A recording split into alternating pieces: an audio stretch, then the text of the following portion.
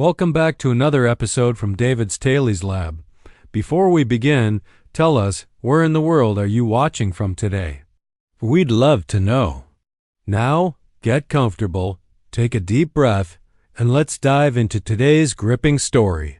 Chapter 1. The Callsome stories start with fireworks. Others begin quietly, with an odd look or a strange feeling you can't quite explain. This one began with a phone call, one that would change everything for Herbert Durham. Herbert was a man of routine. At 42, he had built his construction company from the ground up. Every nail, every screw, every blueprint, he knew it all by heart. He planned ahead, made careful choices, and rarely acted on emotion. Everything in his world was neat, precise, and under control. That day, like many others, he was doing the grocery run. His calloused hands gripped the cold metal handle of the shopping cart, moving slowly through the aisles of Westfield Supermarket. His 8-year-old daughter, Cassie, skipped alongside him, full of energy. Her pigtails bounced with each hop, her joy completely untouched by the seriousness of the world around her. "Daddy, can we please get the chocolate cereal?" she asked, pointing to a brightly colored box with cartoon animals. "You remember what Mommy says about sugar?" Herbert replied, raising an eyebrow. His voice was deep and steady, but there was a hint of a smile hiding in it. Cassie was his soft spot, the one person who could melt the tough exterior he wore so well.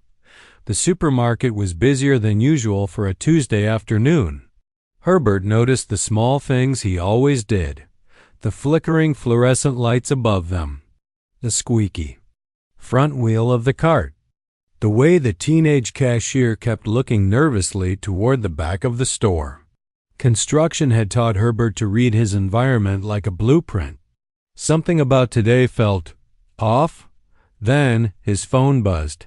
Brooke's name lit up the screen, his wife of 12 years. "Which aisle are you in?" Her voice came through firm, clipped, almost too calm. That tone sent a jolt through Herbert's chest. Something was wrong. "The cereal aisle," he answered, trying to sound casual. But already, his instincts were kicking in. His eyes scanned the store, sizing up exits, suspicious faces, anything that stood out. Brooke didn't hesitate. "Leave the cart. Take Cassie's hand. Walk to the front of the store. Now." Her voice sliced through the noise like a blade, cold, urgent, unshakable dot. In all their years together, Herbert had never heard Brooke speak like that. She was confident, yes, sharp, sometimes cold, but never afraid. Never panicked. "But we're not done shopping," he said quietly, pulling Cassie close without even thinking. "I said now." That last word hit like a gunshot. The sheer force in her voice made nearby shoppers turn their heads. Herbert didn't stop to question it again. He scooped Cassie into his arms, her small hands gripping his neck tightly. "Daddy, what's happening?" she asked, her voice trembling. "Nothing, sweetheart," he said, forcing calm into his words. "We're just leaving early, that's all." They made it to the parking lot. Snow was beginning to fall. His phone buzzed again. A new text from Brooke. "Don't come home yet. Go to your mother's. I'll explain later." The drive to his mother's house was a blur, his mind racing, heart pounding, thoughts colliding like cars in a crash. Vera Durham, his mother, opened the door with her usual no-nonsense expression, wearing that same faded blue sweater she always wore in the winter. "Look like you've seen a ghost," she said, studying his face. "Can Cassie stay here tonight?" he asked. He already knew she'd say yes. His mother had always been steady, a lighthouse in his stormy life. "Of course," she said softly.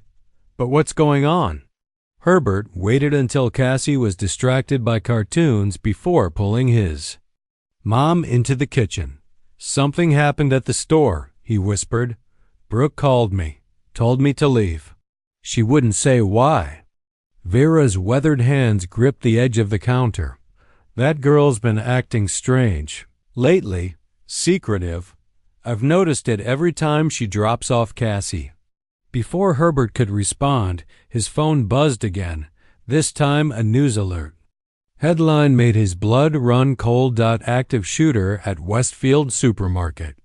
Multiple casualties reported. His hands trembled as he tapped the screen. He read the details out loud. 3 dead. 7 wounded. The shooter had barricaded himself inside a back office before taking his own life. It had all happened just 15 minutes after he and Cassie had left. "Jesus Christ," he whispered, staring at the screen in disbelief. But after the shock came the questions, heavy and fast. How had Brooke known? Why? Had she told them to leave when everything still looked normal? And why had she told them not to come home? That night, once Cassie was asleep in his old childhood room, Herbert sat on the front porch, the night air cool against his skin. He stared into the dark and dialed Brooke's number. Voicemail. He tried again. Still voicemail. "She saved your life today," Vera said, stepping outside with 2 steaming cups of coffee. "Maybe," Herbert muttered, taking a cup from her. But his gut told him otherwise. In Herbert's world, coincidences didn't come without strings. And timing this perfect didn't just happen. He lay awake all night, staring at the ceiling, replaying Brooke's voice, her words, her exact timing. The text message. The fear in her voice, was it real? Or just part of something bigger? By the time the first rays of morning light peeked over the rooftops, Herbert Durham had made up his mind. He was going to find out exactly how his wife had known to save their lives. And if he didn't like what he discovered, someone was going to pay. He began a plan. Chapter 3. The Blueprint. 3 weeks had passed since Herbert's discovery, and he'd fallen into a careful routine. Each morning, he kissed Brooke goodbye and went to work, playing the role of the unsuspecting husband.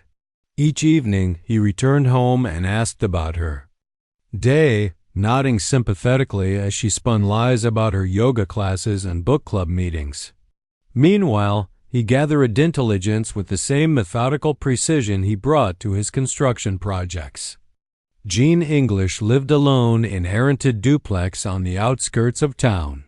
His financial situation was worse than Herbert had initially discovered. The man was drowning in debt, desperate enough to participate in murder for money. His ex-wives had both filed restraining orders against him, and his employee records showed a pattern of harassment complained from female staff at the dealership. Herbert also discovered that Gann had a weakness, gambling. Every Thursday night, he tended an illegal poker game in the back room of Murphy's Bar, a dive establishment on the wrong side of town where cash changed hands and questions weren't asked. Brooke's schedule was equally predictable. She met Jang at a cheap motel every Tuesday and Friday afternoon, telling Herbert she was at the gym. She'd also been making regular trips to a storage unit across town, where Herbert suspected she was hiding stolen documents and possibly cash. But Herbert's most important discovery came from an unexpected source. Marcus Webb, a private investigator he hired to dig deeper into the supermarket shooting. Marcus was expensive but discreet, a former police detective who specialized in cases the authorities couldn't or wouldn't pursue. Your wife's boyfriend has interesting friends, Marcus reported during a meeting at a diner outside of town.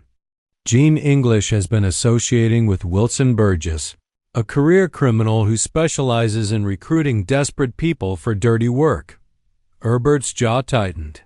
The shooter, Lloyd Haney, 23 years old, struggling with mental health issues, buried in medical debt after his mother's cancer treatment. Someone paid his debts and promised him more money to shoot up the supermarket. According to my sources, he was supposed to fire some shots and disappear, but he panicked when security showed up. So, they recruited a sick kid to commit murder. And when he became a liability, They let him die rather than risk exposure. Marcus slid a folder across the table. I've got bank records showing payments from one of Jean's shell companies to Haney's creditors. Your wife and her boyfriend are accessories to murder. Herbert studied the documents, his mind already working through the implications. Can we take this to the police? The evidence is circumstantial. Good enough to raise questions, but not enough for convictions. These people covered their tracks well. Marcus leaned back in his booth. But that's not why you hired me, is it? Herbert met the investigator's eyes. Marcus had spent 30 years working cases where the guilty walked free on technicalities, where justice was a luxury the system couldn't afford. He understood that sometimes the law wasn't enough. I need to know their plans, Herbert said. When they're leaving, where they're going, how much money they've stolen, and then I'm going to make sure they never hurt anyone again. That evening, Herbert sat in his study reviewing Marcus' intelligence reports while Brooke watched television in the living room. According to intercepted communications, she and Jean were planning to disappear in 2 weeks. They'd already purchased fake identities and had booked flights to Mexico under assumed names. The money they'd stolen, nearly $500,000 from Herbert's business account, plus another $100,000 from their joint savings, was already waiting in an offshore bank. They'd also stolen client information from Herbert's business, planning to sell construction plans and property details to competitors. But Herbert had an advantage they didn't know about. He was aware of their entire operation. He began making his own preparations. First, he called his business partner, Dennis Downey, and arranged to take 2 weeks of vacation time. Then he visited his lawyer, ostensibly to update his will, but actually to ensure Cassie would be protected if something happened to him. Most importantly, he began assembling the tools he'd need for what came next. From his construction sites, he acquired materials that couldn't be traced back to him: rope, cable ties, industrial-grade chemicals, and power tools. From his contacts in the demolition business, he obtained items that were harder to find but equally necessary. Herbert had learned patience during his years in construction. Good work took time, careful planning, and attention to detail. The same principles applied to revenge. As he finalized his plans, Herbert thought about the families of the shooting victims. He thought about Lloyd Haney, a sick young manipulated into murder by people who saw him as disposable. He thought about Cassie, who deserved better than a mother who could orchestrate killings to cover a theft. Brooke and Jean had started this war when they decided innocent lives were acceptable casualties. Now Herbert was going to finish it. The game was about to begin, and only one side knew the rules. Chapter 4. Setting the Trap. Herbert's plan required precise timing and careful choreography. While Brooke believed she was manipulating him, he was actually orchestrating every move like a conductor leading a symphony of destruction. The first phase began on a Monday morning. Herbert arrived at work early and called an emergency meeting with his foreman, Lewis Mann, and his Scory crew. These were men who'd worked with him for years, who understood that loyalty was a two-way street. I need some work done off the books, Herbert told them, spreading blueprints across his desk. Personal project, cash pay, and what happens at the site stays at the site. The project was a renovation of an abandoned warehouse Herbert had quietly purchased through a shell company 3 months earlier. Located in an industrial district that was largely deserted after dark, the building would serve as the perfect venue for what he had planned. While his crew worked on preparing the warehouse, Herbert began the delicate process of feeding information to his targets. Using Marcus Webb as an intermediary, he ensured that Jean English learned about a high-stakes poker game scheduled for the following Thursday, one with a buy-in large enough to attract serious players and serious money. The game was real, but Herbert had convinced the organizer, Santos Clifford, to let him host it at a different location. Santos owed Herbert a favor from a construction job that had saved his bar from bankruptcy and hadn't asked questions when. Herbert offered to provide a more secure venue. Better lighting, no police patrols, and he'll cover the dealer fees, Herbert had explained. Santos agreed with hesitation. Meanwhile, Herbert planted evidence that would draw Brooke to the same location. He left carefully staged documents in his home office, blueprints for a non-existent project, financial records showing phantom assets, and correspondence about a valuable construction contract that could be stolen and sold. The beauty of the plan was that both targets would come to the warehouse voluntarily, each believing they were there to further their own schemes. Herbert also made other preparations. He arranged for Cassie to spend the weekend with her grandmother, telling Brooke he wanted to surprise her with a romantic getaway. He cleaned out his legitimate bank accounts, transferring the funds to accounts Brooke couldn't access. Most importantly, he spent hours at Fewer House, fine-tuning every detail of what would unfold there. The space had been transformed into something that looked like a high-end private club. Expensive furniture, professional lighting, a full bar. But beneath this surface, Herbert had installed less obvious features. Soundproofing, reinforced doors with electronic locks, and surveillance equipment that would record everything. By Wednesday evening, all the pieces were in position. Jenna had confirmed his attendance at the poker game, bringing the money he'd stolen from Herbert as a stake. Brooke had discovered the planted documents and was planning her own infiltration of the warehouse to steal what she believed were valuable business secrets. Neither knew the other would be there. Neither knew they were walking into a trap.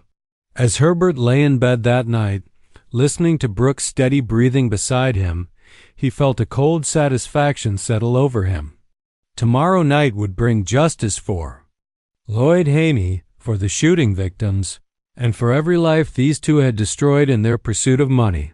But first, he had one more piece of business to attend to. Thursday morning, Herbert made a call to Wilson Burgess, the criminal who had recruited Lloyd Haney for the supermarket shooting. Using information provided by Marcus Webb, Herbert arranged a meeting under the pretense of hiring Burgess for a job. They met at a truck stop outside Offtown where Herbert presented himself as a businessman with a problem that required unconventional solutions. "I need someone to disappear," Herbert told Burgess, sliding an envelope of cash across the table. "Permanently, someone was been asking too many questions about a mutual friend named Lloyd Haney." Burgess counted the money with greedy eyes. "This mutual friend got a name, Marcus Webb, private investigator. He's been digging into Lloyd's business. And he's getting close to things that should stay buried." The lie came easily to Herbert's lips. Burgess didn't know that Marcus was working for Herbert. Didn't know that the mutual friend relationship was fiction. All he saw was easy money for eliminating a potential threat. "When and where?" Burgess asked. Herbert provided an address. Fewer House, where tomorrow night's poker game would take place. He told Burgess that Marcus would be there conducting Zervin alone and vulnerable. "There's just one condition," Herbert added. "It has to look like an accident. Nothing that traces back to anyone involved." Burgess nodded, already planning his approach. He had no idea that he was actually being set up to attend the same location where Jean and Brooke would be carrying out their own schemes. As Herbert drove home that afternoon, he mentally reviewed his preparations one final time. 3 targets, each believing they were pursuing their own agenda, each unaware they were walking into a carefully orchestrated trap. Tomorrow night, the warehouse would host more than just a poker game. It would be the venue for a reckoning that had been months in the making.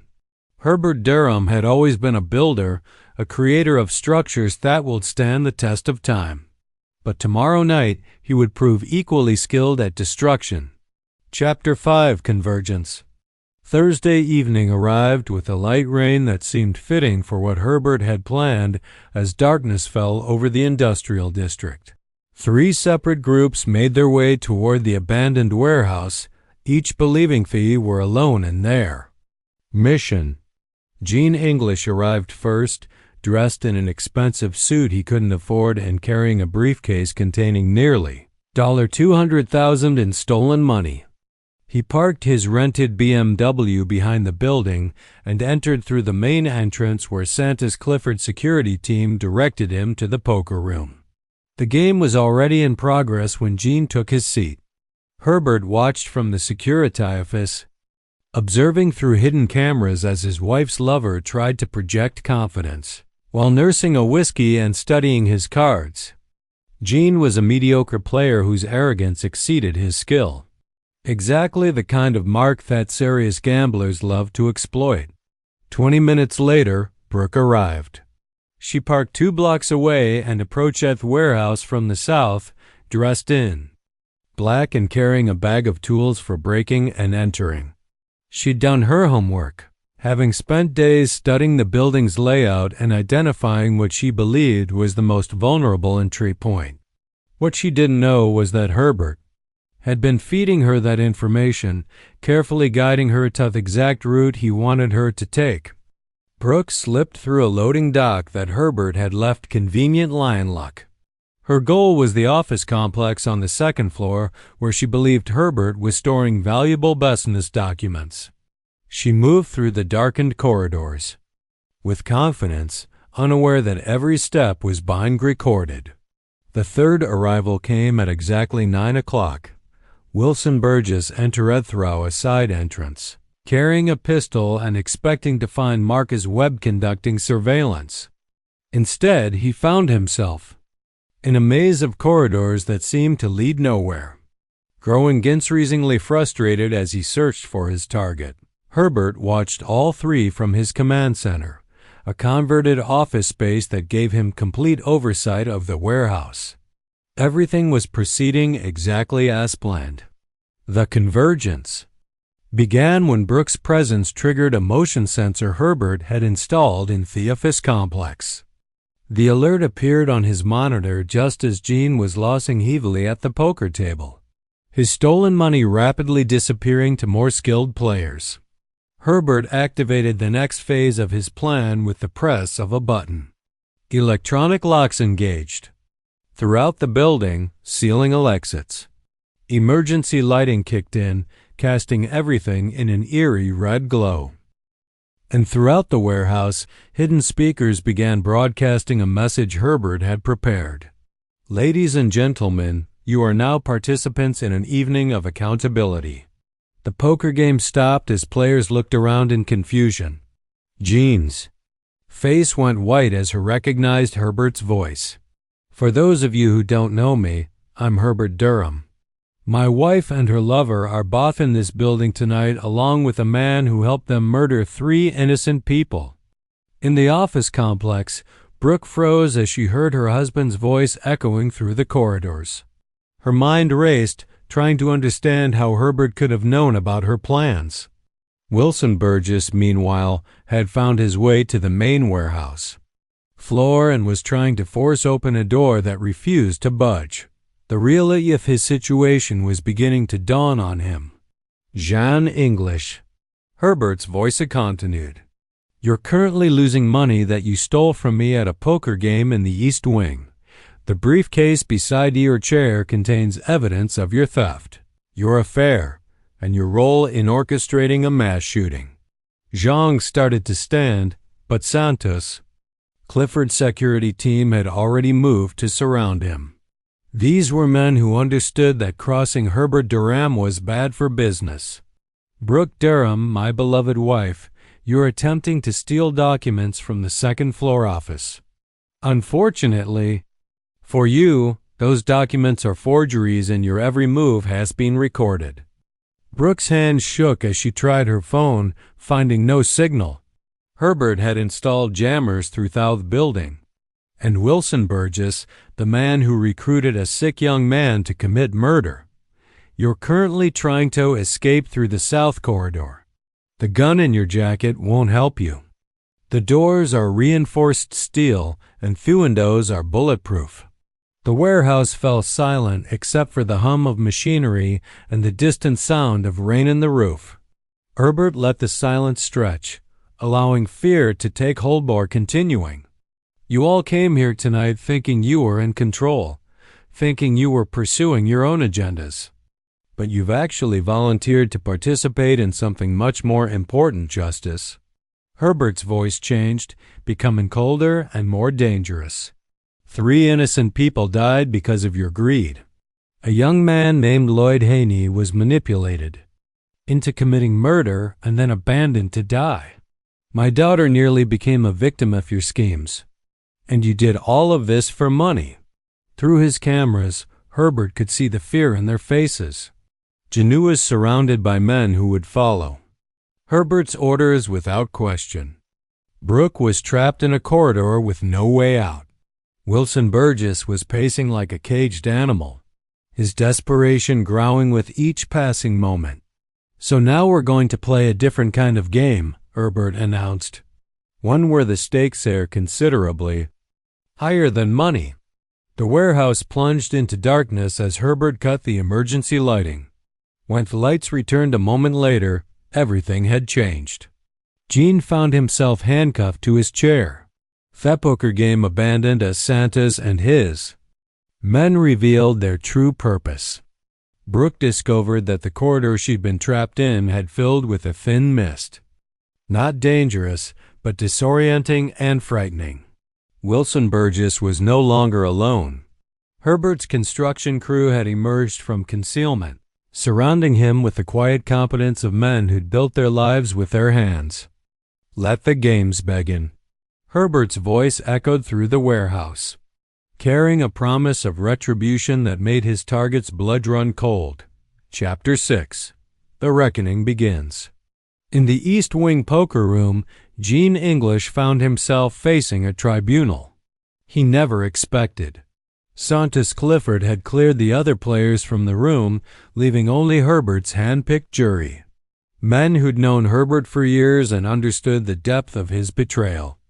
"You killed my friend's wife," said Lewis Mann, Herbert's foreman, his voice carrying the weight of 20 years in construction.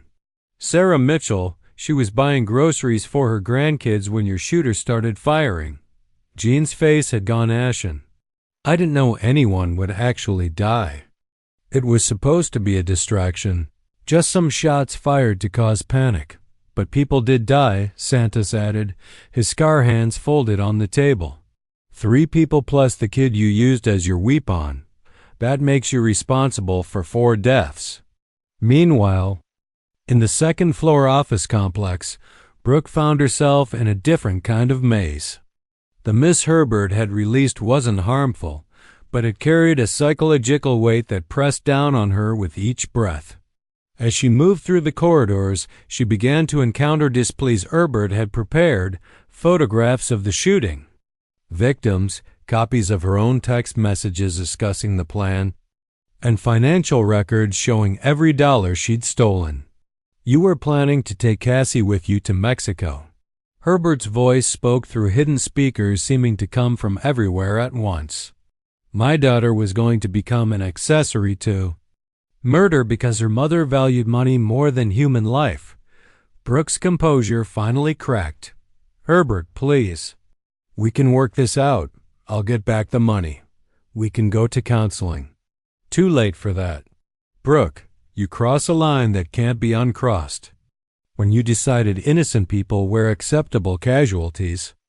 On the main warehouse floor, Wilson Burgess faced a different kind of justice. Herbert's construction crew had formed a circle around him, their work hardened face impassive as they listened to Herbert's voice detailing Burgess's crimes. "This man specializes in recruiting desperate people to commit crimes for him," Herbert announced. "Lloyd Haney wasn't his first victim, and he wouldn't have been his last. Wilson Burgess turns human misery into profit." Burgess pulled his gun, but found himself facing 6 men who'd spent their careers working with dangerous equipment and weren't intimidated by a single pistol. "I wouldn't do that," said Dennis Downey, Herbert's business partner, stepping forward. "We're all licensed to carry and we all have families. You threatening us just makes this easier." As the three separate confrontations unfolded, Herbert began to reveal the true scope of his preparation. Every conversation, every movement, every desperate plea was being recorded by high-definition cameras. But this wasn't just about creating evidence. It was about ensuring that the truth would survive whatever happened next. You're all wondering what comes next. Herbert's voice continued. "Whether I'm going to kill you, turn you over to the police, or just let you go with a warning. The answer is none of the above." In the poker room, Gene's handcuffs were removed, but his freedom was illusory. The room's exits remained locked, and Santos's men made it clear they would prevent any escape attempts. "You're going to call your contact at the bank in the Cayman Islands," Herbert instructed. "You're going to transfer every dollar of stolen money back to my accounts, and then you're going to sign a confession detailing your role in this supermarket shooting." And if I refuse, Herbert's laugh was cold and humorless, "then you'll discover what happens to people who murder children for money." Louis Mann's grandson was at that supermarket, Gene. He's 6 years old and he still wakes up screaming from nightmares about the shooting. Louis has very strong opinions about people who traumatize children. In the office complex, Brooke found herself facing a different choice. Herbert had provided her with a phone and a simple ultimatum: call the police and confess to her role in the shooting or face the consequences of her actions in a more direct manner. "You always said I wasn't smart enough to see through your schemes," Herbert told her, "but I've been recording every conversation you've had with Jean for months. I have evidence of your financial theft, your planning off shooting, and your complete lack of remorse for the people who died." Brooke's hand shook as she held the phone. "Herbert, I'm your wife. I'm Cassie's mother. You stopped being my wife when you decided to murder innocent people, and Cassie deserves better than a mother who sees other people as disposable." Wilson Burgess, meanwhile, was facing most direct form of justice. Herbert's crew had produced lengths of rope and were methodically tying him to a chair, their movements efficient and professional. "You recruited a sick kid to commit murder," Dennis Downey told him. "Then you let him die to cover your tracks. In our business, we call that criminal negligence leading to death." Burgess struggled against his bonds. "You can't do this. This is kidnapping, assault." "What we're doing," Herbert's voice responded, "is giving you the same choice you gave Lloyd Haney. Cooperate and live, or refuse and face the consequences." As the night wore on, the pressure on all three targets intensified. Zhang found his accounts systematically emptied as Herbert's team used his own banking information against him. Brooke discovered that every escape route had been sealed. Every plea pharmacy met with recordings of her own callous discussions about the shooting victims. Wilson Burgess learned that his criminal network had been thoroughly infiltrated by Marcus Webb's investigation, but Herbert wasn't finished. The true test was yet to come, and it would determine not just their punishment, but whether any of them had retained enough humanity to feel genuine remorse for what they'd done. The warehouse fell silent as Herbert prepared for the final phase of his plan, one that would force his targets to confront the full weight of their crimes and decide whether they deserve the mercy they denied to others. Chapter 7. Breaking Points. The silence in Fewer House stretched until it became a living thing, pressing against the walls and settling into the bones of everyone present. Herbert had withdrawn his voice, allowing his three targets to stew in their fear and contemplate the magnitude of their situation. In the poker room, Gene English sat surrounded by evidence of his crimes, watching as his stolen fortune disappeared transaction by transaction. Santos Clifford operated the laptop with methodical precision, transferring funds back to Herbert's accounts while Gene Shan's remained zip-tied behind his back. $237,000, Santos announced. That's what you stole from a man who trusted you enough to let you into his home. Gene's composure had cracked completely. Sweat beaded on his forehead as he watched his dreams of escape evaporate. You don't understand, Brooke said. Herbert was planning to fire half his crew.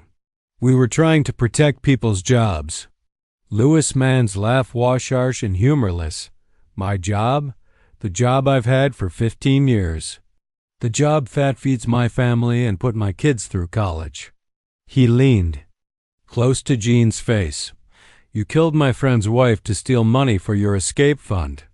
Don't insult us with lies about protecting anyone. Meanwhile, Brooke had been moved to a different room, one that Herbert had prepared specifically for her.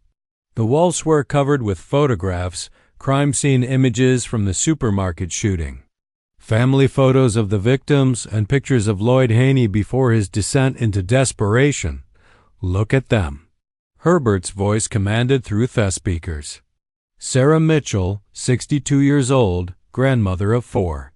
David Chun, 37, father of twin daughters.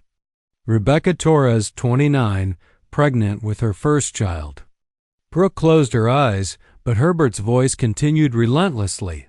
And Lloyd Haney, 23 years old, diagnosed with severe depression and anxiety, buried under medical debt from his mother's cancer treatment. The perfect target for your boyfriends. Recruitment. When Brooke opened her eyes, she found herself facing a video screen that began playing security footage from a supermarket. She watched as shoppers fled in terror, as people fell bleeding to the floor, as children screamed for their parents. You orchestrated this, Herbert said. Every scream, every drop of blood, every family destroyed. It all traces back to your decision that money was worth more than human life. On the main warehouse floor, Wilson Burgess faced a different kind of confrontation. Herbert's crew had assembled what looked like a construction site tribunal, complete with materials and tools that served as both props and implicit threats. 23 years old, Dennis Downisade, reading from Lloyd Haney's file, worked 2 jobs to pay for his mother's chemotherapy. No criminal record, no history of violence. The perfect victim for a predator like you. Burgess had stopped struggling against his bonds, but his eyes still held defiance. Thackett volunteered. Nobody forced him to do anything. You paid his debts and promised him enough money to start over. Herbert's voice responded. Then you gave him a gun and instructions to shoot up a crowded supermarket. We panicked and the plan went wrong. You abandoned him to die. Herbert emerged from the shadows, appearing in person for the first time since the night began. He moved between the 3 locations, observing his captives with the same careful attention he brought to construction projects. In the poker room, he studied Gene's collapse with clinical interest. You're not the first man to throw away his life for a married woman, but you might be the first to commit murder for one. It wasn't supposed to happen like this, Jean pleaded. The shooting was Brooke's idea. She said, you had insurance policies that would pay out if you outed. She wanted to make it look like you were killed in a random crime. Herbert's expression didn't change, but Santos and the other man shifted uncomfortably. The revelation that Brooke had been planning Herbert's murder added another layer to an already complex web of betrayal. Moving to Brooke's room, Herbert found his wife curled in a corner, finally confronting the reality of what she'd done. The video screen continued its loop of security footage, forcing her to watch the consequences of her actions over and over. Please make it stop, she whispered. The way you made it stop for Sarah Mitchell's grandchildren. The way you made it stop for David Chin's daughters. Herbert's voice was steady, but underneath lay a fury that had been building for months. They don't get to see their families again because you decided their lives were less important than your bank account. Finally, Herbert stood before Wilson Burgess, studying man who turned human desperation into profit. Burgess had recruited dozens of people over the years, the desperate, the addicted, the mentally ill, and used them as disposable weapons and crimes that enriched him while destroying them. "You're a predator," Herbert said simply. "You hunt people when they're at their weakest, when they have no other options, and you turn them into weapons." Lloyd Haney wasn't your first victim, and he wouldn't have been your last. Burgess finally showed a crack in his defiance. "What do you want, money? I can pay you more than whatever they're paying you. I want justice for a 23-year-old kid who died, because you convinced him that murder was his only way out of debt." Herbert's voice carried a finality that made everyone in Thewer House tense. "I want accountability for 3 innocent people who died because of your schemes. And I want to make sure you never destroy another family." As dawn approached, Herbert prepared for the final phase of his plan. He gathered evidence, extracted confessions, and recovered the stolen money.